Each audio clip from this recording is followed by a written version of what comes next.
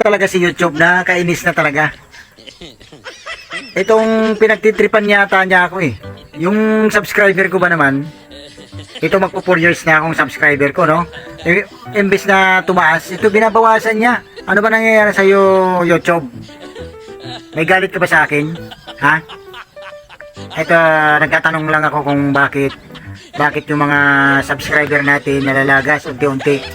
So, mayroon naman dumadagdag na mga organic. Pero bakit minsan nawawala 10, minsan 20?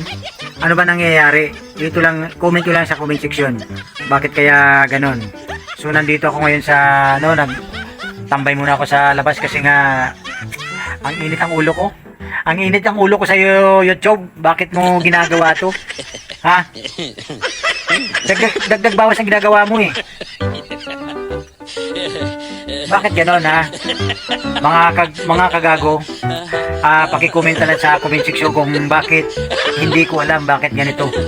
Kung kayo bago pa lang sa YouTube, bago pa lang kayo sa maging vlogger, ang video ito para sa